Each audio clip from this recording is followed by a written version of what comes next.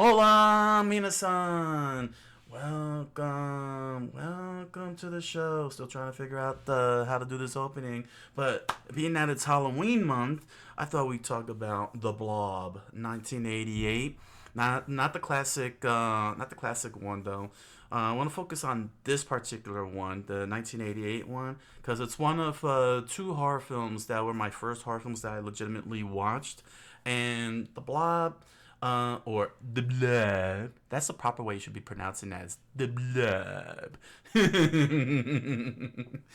But what's interesting about the world build, it's not much of a world build, quite frankly, but more like the dawning of a world build because they're doomed.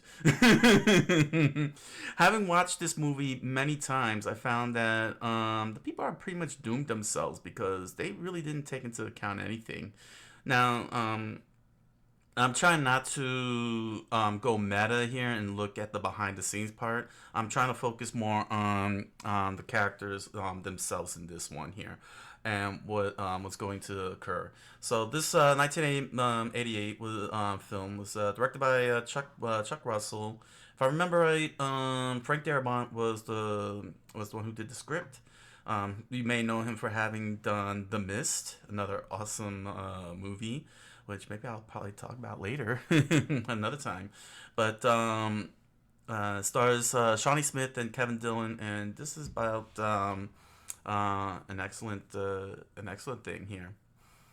Ah, that's real nice. An art tablet, huh? That's on sale for like yeah, okay. Yeah, so art tablets, it's like art is one of the most integral part of storytelling with a lot of books. Um, not just only book covers that can provide context, unlike The Stand, but with visual novels in Japan and later released in the U.S., the manga artwork really helps you get a good visualization of the world. But yeah, and with the Blob, the basic premise, not just only in the '88 version, but in the original version, and I believe, if I remember right, the Son of Blob, you got a meteorite that crash lands and it contained a giant pile of goo and it eats you, basically. That's it. Very simple premise, and everybody's got to survive the whole thing. But basically, they put a little bit more meat into the Blob and a twist. If you haven't seen it by now, go and see it. Don't stick around here and continue watching this because this is going to be full on spoilers, like true spoilers here. Um, so, you know, you should have already seen it by now if you're a horror buff. If you don't care about horror, then and you don't mind being spoiled, well, welcome. But basically, uh, what I actually enjoyed about this one was that there's not a lot of gore in the sense. It's more like body horror. But I mean, like watching Leatherface hacking someone and disemboweling them, that kind of stuff.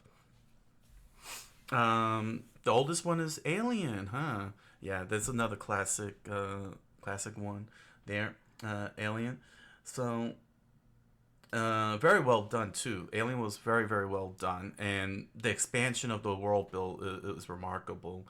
But with here, the Blob, you're basically watching the origins of a world that's going to get built because um, analog horror, never heard of that. Because you can post that up, post up the definition. I'll check that out. Basically, what happens is that we're watching like the birth of horror. Basically, what's going to be the end of the world. That's something very different from other world-ending horror flicks, especially zombie movies. And what's amazing is they really did doom themselves at the very end because they didn't really think it through with what they were doing. Granted, they needed to stop it, and it's understandable. They had to stop this thing. But some of the ideas they came with to end the whole thing, uh, it's like do you even have time, given the amount that you got there in the middle of the street? So basically, what happened is that a small meteorite landed. An old dude found it, used the stick, poked it with a stick. The thing grabbed its hand and starts eating it. Uh, Psychological horror is the most scariest things to watch. I agree on that one. That's why I don't watch a lot of horror, because I don't need the psychological trauma and such. It's the psychological and the intense gore is just too much. This is like the right type of horror for me. This kind of thing. That and zombies. Zombie films could get gruesome, but it really has a really good zombie movie has the right balance. So what ended up happening is that after the old dude, got eaten up. Oh yeah, it's just started going around eating. But there were a few things that they made a mistake with, that didn't take into account. But you tend to let it slide because the kills are pretty cool. Pretty original, but also amazing. Given that these are practical effects, as you can see on the screen here, that's a practical effect. That's not CGI, and that's what makes the Blob so good. Is that it's all practical, and what it is that we get to see how people are solving.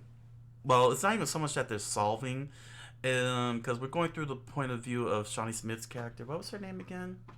It's been so long. Her name was Meg. No, not that Meg. I agree. That's a zombie show with giant zombies. Good old Attack on Titan. But basically, our main protagonist turned out to be Meg, and she, unlike all the other horror films, actually takes total initiative, like true initiative. Most of the horror films of that time in the '80s, at the very least, um, they would be the females would be running around until they decided enough's enough and I'm gonna fight back. But not Meg here. Meg just takes the initiative, despite the fact that this thing should have eaten her at many points, starting with the first kill, the first true kill. When we really see the whole Blob in action and eating up her date, and instead of running away and screaming and going, like you would typical, she ran up and tried to rescue him, and that thing could have easily just stretched out and grabbed her and pulled her in, which should have happened. But the rules of the Blob is that what it eats, it grows big, and yes, it should have gone nom, and it didn't. I don't know what they were intending to do with the Blob and making it intelligent. I don't know, because it was trying to be a little smarter than what it is.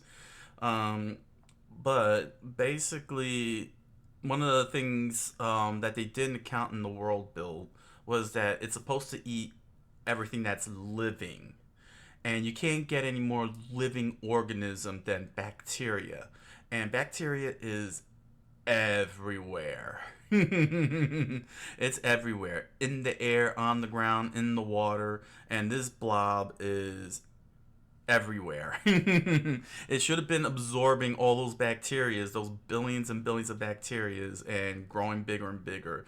Um, but the thing about the Blob is that it's not even that dumb. It knows how to sneak around and everything, um, which is what makes the ending really ridiculous.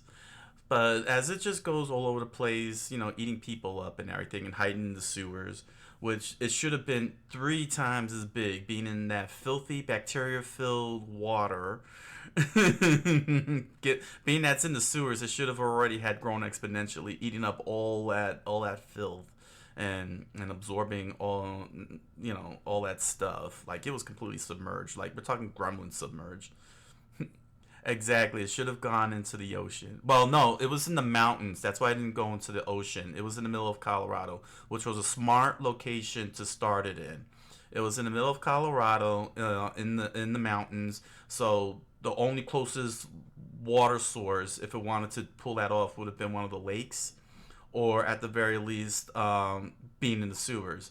But it could have just hanged out in the freaking forest and just ate all of forest life. since it's supposed to absorb everything according to the world rules. But like I said, there's a lot of rule of cool going on in the Blob, so it's very easy to overlook it.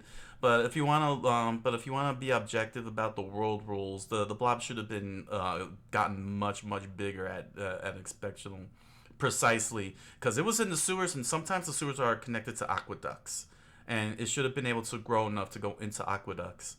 Like it really didn't hesitate, as you can see here, jut out of out of the sink, which is connected to the sewers, and grab our poor guy here.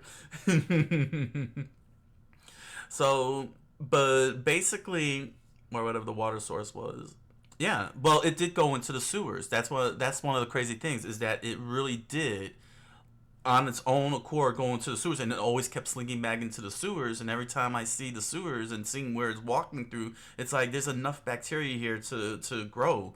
Especially when it got into that one big, large water pool where our titular character, our hero character Meg, is this high. She's like, it's like chest deep. She had to hold up two kids like this to keep them from going under. And that blasted Blob didn't come out being the water itself. Like the water didn't turn into the Blob.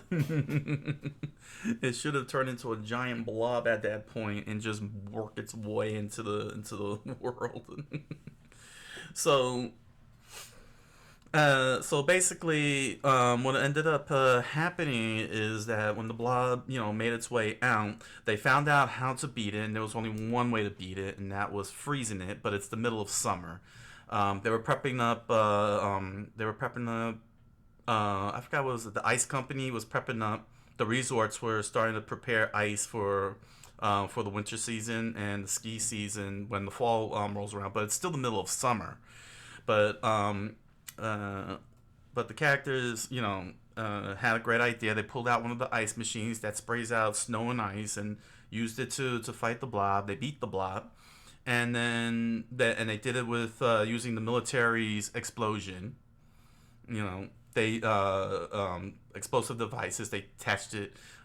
Got the thing to slide over the ice thing. It blows up and it turns into a mountain of ice. And here's the thing.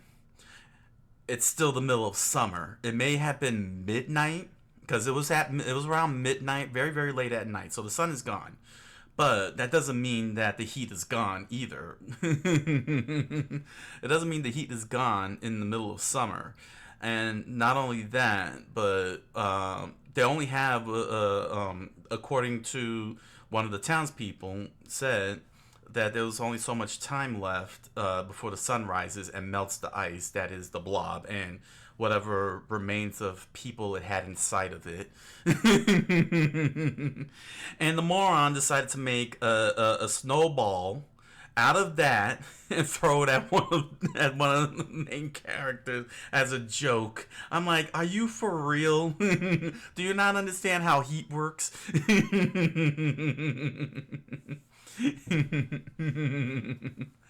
I don't know why this did that. This is fine because this is in response to to the movie. I don't even know how that qualifies as bullying. The context, Twitch. Today's censored word is Dumas. Dumas is today's Twitch censored word. Oh, the irony. But it's pretty hilarious because they only have a short amount of time, and not only did they have this mountain of frozen shaved shaved blob, ice blob, but they gotta hurry up, get the dump trucks and get them into one of the ice factories frozen areas so it could stay frozen. And it doesn't take much for the Blob, as it showed at the very end, because when the priest found in one of the refrigerators at the diner, the ice cubes that were the Blob. He took some of them, put them in a little jar, mason jar, sealed tight, and we find out at the end that this little tiny thing, about no bigger than this remote control, no bigger than this remote control, is slinking around inside that jar. So imagine if it was a tiny little cube, okay, a tiny little cube of shaved ice, you know what I'm saying? That little cube, and it melts away, and it just connects with your finger, and it starts burning and starts eating your finger. Because that's what, because precisely, doggo. Because that's why the world is doomed. Because they're not accounting for heat. You know what I'm saying? There may be a whole lot of thing, but there's still heat. Not just only heat from the air, but heat from friction. Because how are you going to scoop all that up but with a shovel? And when you're scooping with a shovel, regardless of what it's made of, it's going to generate heat from all the action of sliding it under and scooping it up. The Blob's going to melt and start taking and start forming again, like the T-1000 in Terminator 2. and you're throwing snowballs. You're turning it into snowballs and throwing it at people, which the body heat will melt and turn into Blob and start eating up that person who you hit with a snowball. But you know, the movie in and of itself is showing a happy ending, and that's fine. You know what I'm saying? It's a happy ending and everything, but they're doomed because no matter what they do with all that ice shaving, it doesn't take much much blob, much blob to start up again, especially as the ending showed. You know, they try to say, oh, you know, the priest is going to be the one to unleash the world, but the world's already going to be unleashed from all that scooping, because friction heats up and melts the ice when you scoop it, and that's iced blob that you're melting, and it's turning into the blob on your shovel, and it's going to attack again. So yes, that's why I say this is the origin of Doom. It's not from the priest who's quoting Revelations and is going to unleash the blob at the world. It's the fact that that town is dead again. Is completely dead because the friction from scooping up the ice melted the blob and got it, and it reactivated. It reanimated. And that there is the origins of the end of the world for horror. What a great origin story that is, on the end of the world. And the blob will go over all forced life and absorb it, and go into water.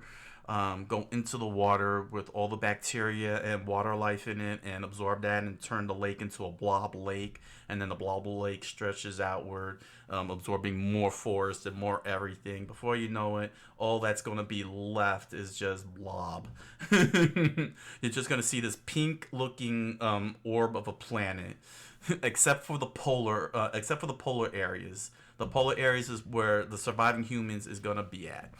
That would make a great sequel for a film if they had thought about doing it. But unfortunately, the movie didn't do that very well in '88, despite being very well done. You know, it still was well done. It still had a solid script despite its discrepancies. But yeah, the origins of a doomed world, the Blob.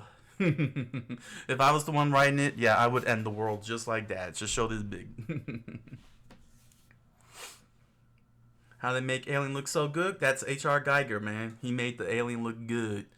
And he had some interesting thoughts in his head when he came up with it. That's how they made Alien look so good. Alright, so that's it for my storytelling thoughts on the Blob and how the world is doomed within the world build. Like, comment, subscribe, especially comment. Tell me, share your thoughts about the Blob. Do you think it doomed itself and everything or something? I don't know. Just come on down below and share your thoughts on the Blob. Remember, it's pronounced the Blob. You gotta stretch that up. So with that said, I wish you all a good night, buenas noches, and hoy se me